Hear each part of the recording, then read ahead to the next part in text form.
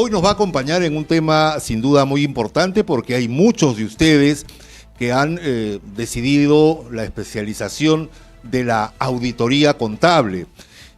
Ahora, en las circunstancias en que envuelven al país situaciones que por lo menos necesitan el peritaje de profesionales de la contabilidad para esclarecer una serie de cuentas que de repente no le quedan muy claras a la opinión pública.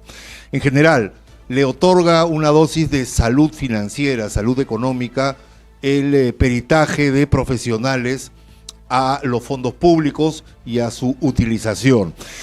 Edgar Garay, contador público colegiado, es también auditor y perito contable, y nos va a hablar una serie de detalles en este proyecto de ley que se encuentra un tanto entrampado en la Comisión de Economía del Congreso de la República, a iniciativa de la Contraloría General de la República, que aparentemente legisla sobre lo que ya está legislado, que es la ley de auditores independientes para el sector público. ¿Se necesita realmente una nueva ley? Hay que puntualizar algunos temas porque la ley en vigencia tiene ya cierta antigüedad, ¿o basta con hacerla cumplir? Señor Garay, bienvenido, un gusto poder contar con usted. Buenas tardes, para servir, y aparte de mis saludos a esta oportunidad, a todo este grupo humano que están haciendo trabajo de difusión, que nos es muy importante para la profesión, y quisiéramos intercambiar tema central, este proyecto de ley que el Contralor ha presentado al Congreso de la República, para dividirnos en la profesión contable cuando la función de auditoría es exclusivamente función privativa del contador público, de acuerdo a la Ley de Creación 13253 y su reglamento Decreto Supremo 028 de 1960. Es decir, la auditoría es inherente a la profesión de la contabilidad. No es que a vista del Contralor o a la propuesta del Contralor sean dos especialidades distintas que requieren, digamos, una ley, cada una por separado. No, la ley está dada. La ley, ya está la creación de la ley como función privativa de la profesión. Si es función privativa de la profesión, no hay más vuelta que dar. Ninguna profesión puede ejercer la profesión, ninguna institución. Como se dice en términos jurídicos, es exclusiva, pero a la vez excluyente también. Así es. En este caso, la Contraloría tiene la función de fiscalización y no la labor de auditoría propiamente dicho. En los años anteriores, en la época del ingeniero Acuciano, el periodo de Belaúnde, el presidente Belaúnde creo, allí se da el auge de la auditoría, y la Contraloría opinaba de los estados financieros de ciertas empresas, porque no ha habido todavía la presencia del colegio o los colegas en suma, pero la Contraloría en ese entonces se preocupó de que opinar sobre los estados financieros de cada empresa pública. Pero la mayoría lo hicieron. Pero posteriormente, con el cambio de gobierno de Fujimori y Alan García, se desapareció esta intervención, más se dedicaron a la labor administrativa, es decir, pura fiscalización, pero la fiscalización ha sido mínima. Entonces, propiamente dicho, la auditoría no está cumpliendo la labor de auditoría de la Contraloría, no hace la auditoría, es fiscalización, que es muy distinto.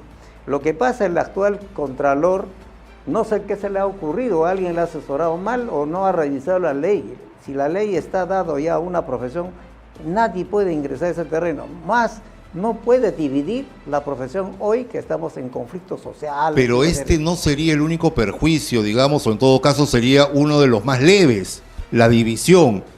El más grave sería que los auditores realmente, como usted, por ejemplo, con décadas de experiencia, no podrían, si es que así lo decidieran, ingresar al sector público, porque esta ley lo que pretende es más bien la formación desde los aprendices, ¿no es cierto? Correcto.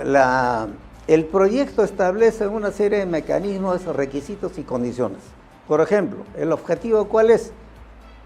Formar auditores gubernamentales, entre comillas. La condición es que tienen que formarse en una escuela de control con 4 categorías: principiantes, auditores, encargados, supervisores. Pero eso tiene que pasar largos años para lograr. Y 2, también ofrece los mecanismos de pago de remuneraciones a los estudiantes y posteriormente, posiblemente, de acuerdo a un escalafón o las reglas que establezca la Contraloría. Pero esa política, pues, divide y aparte duplica trabajo. ¿Por qué? Si tenemos la sociedad de auditoría inscrita en el registro de la Contraloría, un número más o menos sobre 200, lamentablemente es un número corto para 26 gobiernos regionales, 126 gobiernos provinciales y 1870 gobiernos distritales.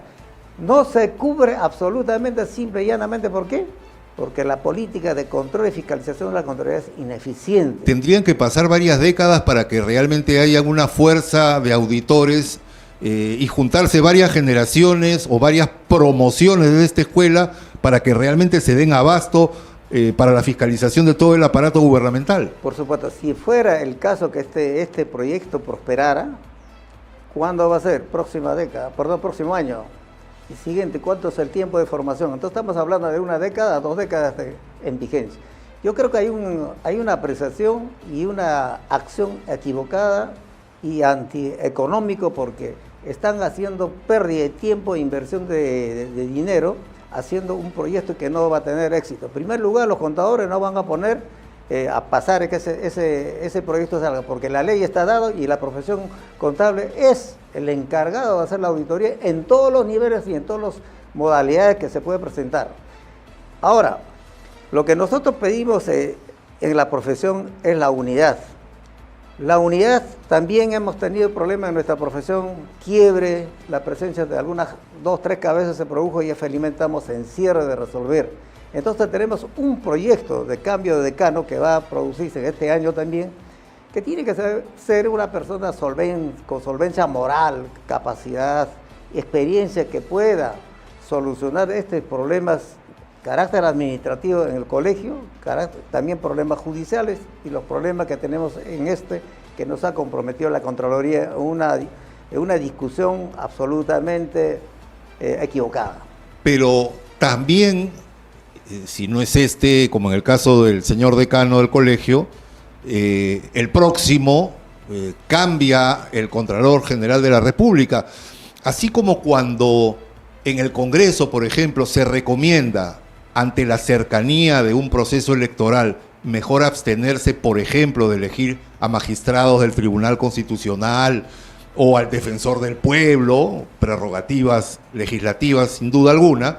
¿No sería mejor esperar también, siguiendo esta misma lógica, a que cambie la cabeza de la Contraloría para poder volver a discutir una ley? ¿O ustedes no pasan por ahí? ¿Ustedes simplemente consideran que se está duplicando, se está sobrelegislando sobre lo que ya está establecido y que habría que dedicar mejor el tiempo y el esfuerzo a otras cosas más productivas? Sí, correcto. Nosotros no tenemos nada que conversar, después ya lo he hecho. Si tenía capacidad de discutir esto, el Contralor debió haber invitado a una reunión a la profesión, que tenemos ya autoridades esclarecidas. Entonces, en ese nivel sí pudimos haber conversado y hubiéramos aportado. En este momento ya el proyecto está dentro, no tenemos nada que hacer, y además nosotros estamos en plena defensa de la profesión, que no debe ocurrir lo que ocurrió hace 30, 40 años. Hubo esta misma intención, las grandes transnacionales han querido dividir la profesión y hubo un pleito muy grande, y felizmente se ha definido y se ha reconocido la función privativa de la profesión, que es el ejercicio de la auditoría y el peritaje. Entonces, de tal modo, no estaríamos llamados a discutir nada. Y además, que cambie la junta directiva del colegio, continuará la labor institucional, y con el nuevo Contralor no hay nada que conversar, más bien estamos dispuestos a apoyar para que se concrete la fiscalización y la auditoría en su dimensión, que se cubran los 1.782 municipios que no han sido auditados. Por eso que la cuenta general de la República ha sido desaprobado el año pasado en octubre, precisamente porque la auditoría que hizo la Contraloría, que que ha presentado al Congreso, esa auditoría,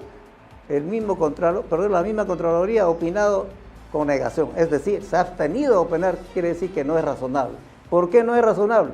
Por una serie de omisiones que ha cometido la propia Contraloría, que no ha hecho la fiscalización, y también la parte contable no ha funcionado porque la Dirección General de Contabilidad es la encargada de formular la parte de los estados financieros, que es el conjunto de la sumatoria de los estados financieros de todas las instituciones públicas. Y estos no se han cumplido. Muchos municipios no han presentado, y esto es una calamidad. Hay una desarticulación total internamente en la administración pública. Muy bien. La corrupción parece, haciendo un análisis desde fuera, que ganaría con todo esto, porque por un lado estarían ustedes, los expertos, los que han acumulado expertise durante años de años, se han especializado, han estudiado, han hecho maestrías, posgrados, cursos de actualización, etcétera, pero que no van a tener voz ni voto. Y por otro, habría una fuerza juvenil de novatos en pleno proceso de formación que finalmente, si es que tienen voz y voto al momento de efectuar una fiscalización, probablemente no tengan lo más importante, que es el respaldo de la experiencia. ¿Qué hacer en este mundo al revés? Bueno, aquí el Colegio de Contadores Públicos tiene un deber moral y profesional de cubrir esos espacios de falta de presencia de los auditores. Lo que pasa en la Contraloría, hay un registro de auditores externos, que no pasa más de 200 o más, pero esa cantidad de empresas auditoras no está cubriendo por unas razones inexplicables. Por ejemplo, los concursos, años anteriores fueron durante un año 2 o 3 concursos, cuando mensualmente deberían concursos para cubrir y hacer este trabajo. Y entonces eso limita que los contadores no estén participando en la cantidad esperada y las sociedades no tengan acceso a los concursos para ganar. Además de esto, ha puesto la Contraloría un mecanismo de formulación de propuestas absolutamente pegado como se llama, un formato que a los auditores los ha condicionado para que presenten su formato de las propuestas. El auditor no está para presentar propuestas bajo un formato. Es como decir, llenar la información para SUNAT bajo un formato. Cualquiera lo hace ese formato. Lo que pasa, no dejan pensar a los auditores para formular una propuesta técnica que contengan pues los riesgos, el tiempo, y otros aspectos que es importante para hacer la propuesta técnica. Y consecuencia de eso viene la propuesta económica. Y en este asunto no se cumple. Ha hecho un círculo vicioso sobre los cuales los auditores se guían y concursan, y muchos no acceden o otros acceden, pero también internamente en la sociedad hay problemas. No están a nivel con la preparación en la capacitación quizás. Por ejemplo, tenemos nosotros una escuela, y la escuela de control que existe en la Contraloría no accede a la sociedad de auditoría si no se paga el precio de mercado. Y entonces, si somos parte del sistema, que así está establecido en la ley, ¿por qué no accede que la escuela sea de atención y de especialización o actualización de la información que la Contraloría debe preocuparse? Si no está preocupado, es como en la guerra. Los soldados no están preparados, y cómo mandas a la guerra que no sabe manejar su propia arma. Entonces, aquí es un problema de conocimiento de la función de Contraloría. Termino para graficar esto. La Ley del Sistema Nacional del Control vigente y anterior también establece ciertos mecanismos. Por ejemplo, en las provincias donde no hay sociedad de auditoría, esas instituciones pueden convocar a la sociedad de la región, que la ley prevé, sino que todo el sistema sale del concurso de la Contraloría, y la Contraloría pues no puede cubrir los 1.800 distritos que están con unos presupuestos inmensos. Por ejemplo, gobierno distrital de San Marcos de Ancash. Exacto. Mueve una cantidad bárbara. Pero siguen sin desagüe, siguen sin obras básicas, gastando en monumentos absurdos, y a finales de año devolviendo presupuestos que no son capaces de ejecutar. Claro, y ahora la Contraloría propiamente, por su portal, manifiesta que en los últimos 5 años va en crecimiento abismal la corrupción. El último año, pasado año, estamos hablando de 22.000 millones de corrupción, monto que se ha perdido en corrupción. Eso es una información falsa. Por lo menos pasa más de 35, 40 mil millones. ¿Por qué? Porque no tienen información actualizada, solamente son algunos aspectos que recogen como cumplir con la ley o cumplir con la opinión pública. La cuarta parte del presupuesto general de la República se va en corrupción. Así es. Y esto no lo digo yo, los medios de difusión, los periódicos y otros medios, los canales han difundido. Y también el propio Contralor reconoce que la existencia. ¿Por qué existe eso? Por la ineficacia de la administración. Muy bien, esperemos entonces una mayor apertura de posiciones, de orejas, oídos, de parte de la Contraloría, escuchar las voces de los expertos en la materia, para no volver a legislar sobre lo que ya está legislado, sobre la ley que ya existe. Lo único que es necesario es aplicarla, como pasa en otras situaciones de nuestra vida cotidiana. Me parece que aquí hay una situación que hay que trabajar por el país. Que las instituciones públicas como la Contraloría, la Superintendencia y otras instituciones se tienen que aliar con los colegios profesionales de acuerdo a la especialidad. Los colegios profesionales están exentos de participar directamente en las actividades concretas que necesita una institución. Muchos trabajamos como empleados, pero la fiscalización, la auditoría no está interviniendo. Sí, ese es el tema. Ni en la pandemia le hicieron caso al colegio médico con el tema de las pruebas moleculares, imagínese usted. Exactamente, y estas denuncias también han quedado en el tintero y jamás ha prosperado. Esta es la gran corrupción. Si nosotros no pensamos en el país, no pensamos como peruanos, lamentablemente no sé quién podrá salvarnos. Los propios peruanos y los propios funcionarios de alto nivel son los que están generando este problema, y eso es notorio y está discutido que el Congreso, que aporta, Poder Ejecutivo, muchos lo aportan, parte de la Contraloría, la Superintendencia, igual todos caminan por esa ruta donde no pensamos en el Perú. Tenemos que ser como otros países, primero la patria, después todo. Muy bien, hemos estado con Edgar Garay, contador público colegiado, perito auditor. Muchísimas gracias por sus aportes.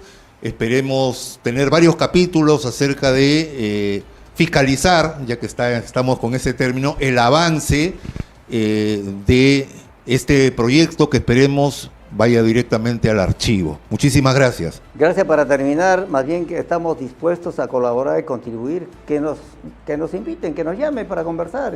Y los auditores que tenemos tanta experiencia no estamos presentes en el evento de la batalla. Necesitamos estas aperturas. Muchas gracias y buenas tardes. Muchísimas gracias.